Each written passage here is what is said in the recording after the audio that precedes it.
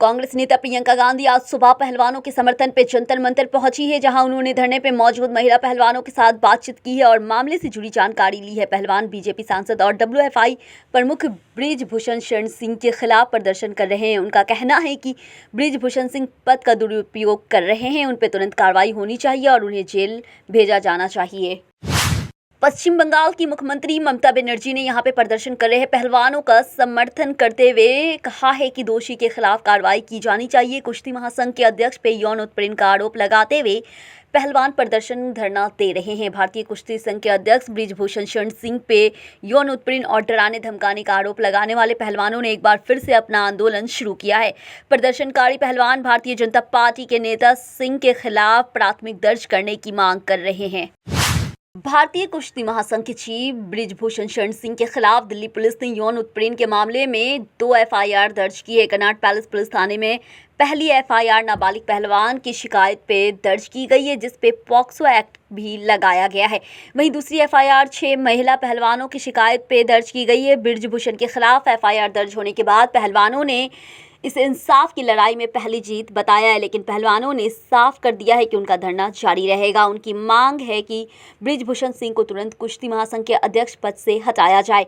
इस बीच पहलवानों के धरने में नेताओं की सियासी परिक्रम जारी है। नेता पहलवानों के मन से जमकर सरकार पे निशाना साध रहे हैं। आज दिल्ली के मुख्यमंत्री अरविंद केजरीवाल भी धरने में शामिल होंगे। ऐसे में आशंका ये जताई जा रही है कि कहीं पहलवानों के इंसाफ की लड़ाई सियासत की भेंट न चढ़ जाए। कर्नाटक में विशले जुबानी जंग के बीच प्रधानमंत्री नरेंद्र मोदी आज चुनावी रण में उतरने जा रहे हैं। पीएम मोदी की आज 3 जगहों पर रैली और 1 जगह रोड शो है। कयास लगाया जा रहा है कि पीएम मोदी कांग्रेस अध्यक्ष मल्लिकार्जुन खड़गे के उन पर दिए गए विवादित बयान का जवाब दे सकते हैं। पीएम मोदी के अलावा बीजेपी की ओर से अमित शाह और जेपी नड्डा भी चुनावी दंगल में उतरेंगे, जबकि कांग्रेस की ओर से आज फिर प्रियंका गांधी कमान संभालेगी। कांग्रेस नेता राहुल गांधी ने वादा किया है कि अगर उनकी पार्टी की राज्य में सरकार बनती है तो हर ग्राम पंचायत को 1 करोड़ रुपए और कल्याण कर्नाटक क्षेत्र को 5,000 करोड़ रुपए की आवंटित की जाएगी। राज्य में 10 मई को विधानसभा चुनाव होने हैं। कांग्रेस के पूर्व प्रमुख ने 5,000 करोड़ रुपए की निवेशन से बेल्लारी में एक परिधान पार्क स्थापित करने का भी वादा किया है। बारिश के बीच उन्होंने कुलबर्गी जिले के जेवर्गी में एक चुनावी रैली को संबोधित किया।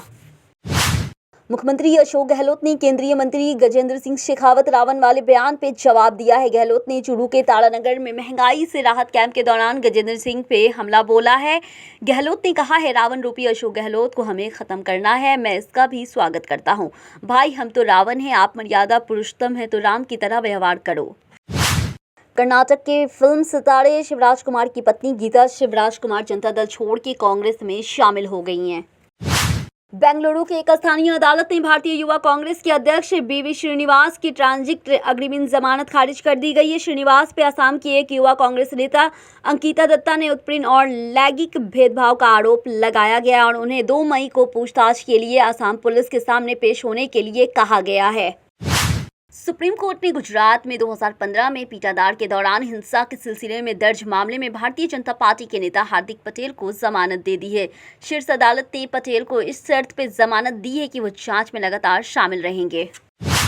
रक्षा मंत्री राजनाथ सिंह ने संघाई सहयोग संगठन के सदस्य देशों का आतंकवाद के समर्थकों की जवाबदेही तय करने का आह्वान किया है और क्षेत्रीय सहयोग की रूपरेखा तैयार करने की वकालत की है, जो समूह के देशों की संप्रभुता और क्षेत्रीय अखंडता का सम्मान करे।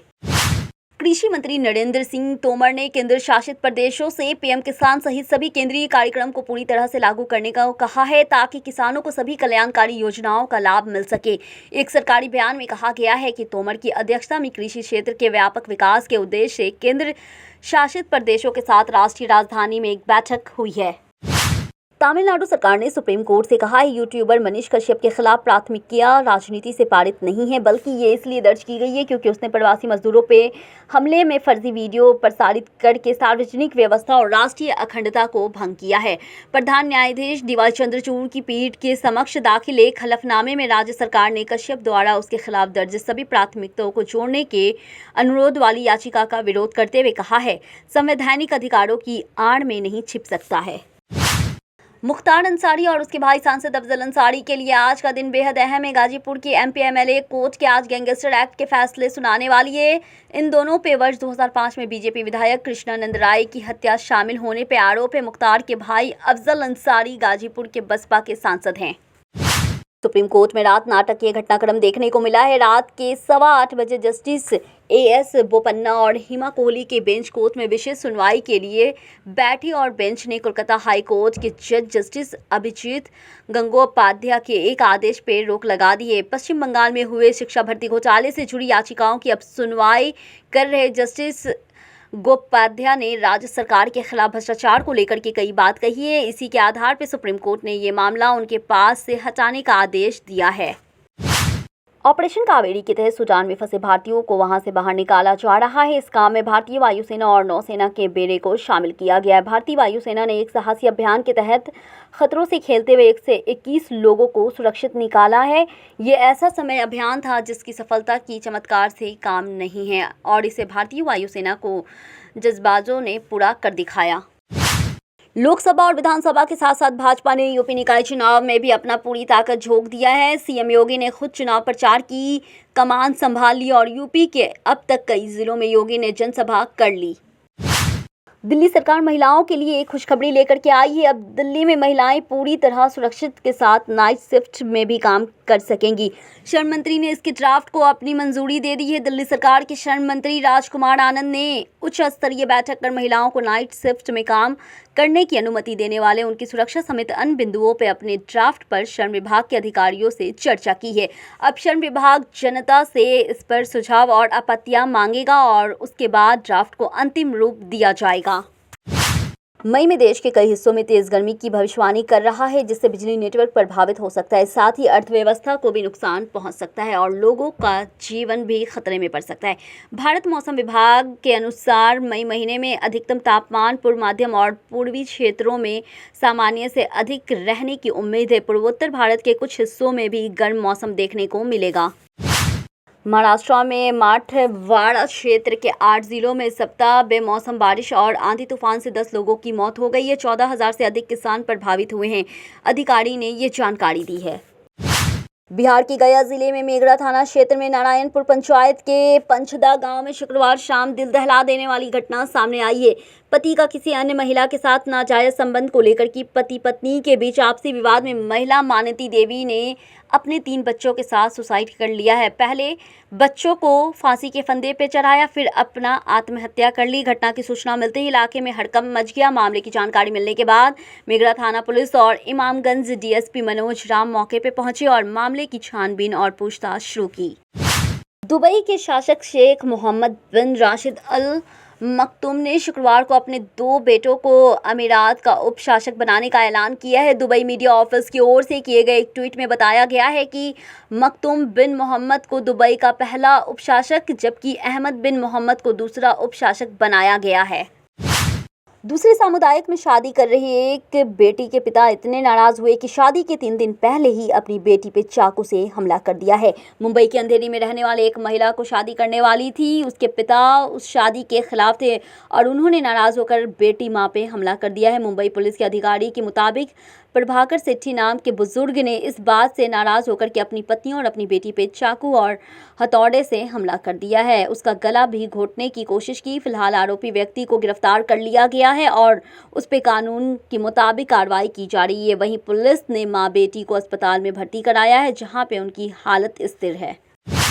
दिल्ली एयरपोर्ट पे एयर इंडिया यात्री ने अपनी पालतू बिल्ली को खो दिया है, जिसके बाद उसने एयरलाइंस स्टाफ पे लापरवाही का आरोप लगाया। घटना 24 अप्रैल की है, जब एक महिला 2 पालतू बिल्लियों के साथ सफ़र करने के लिए बोट करने जा रही थी, लेकिन उसे रोककर कार्गो के जरिए बिल्लियों को ले जाने का विकल्प दिया।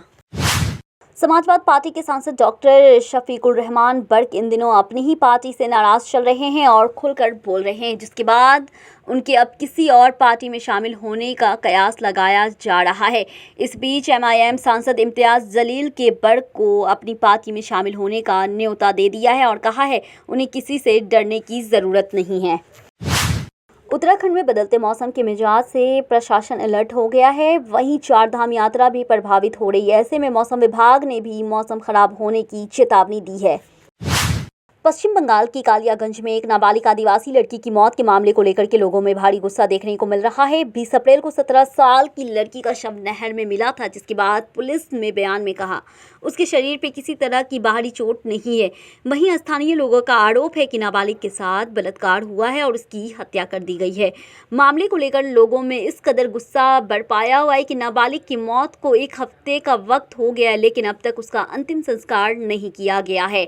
लड़की का शव बरामद होने के बाद से स्थानीय लोगों की पुलिस से कई बार झड़प हुई है, जिस कारण धारा 144 लागू की गई।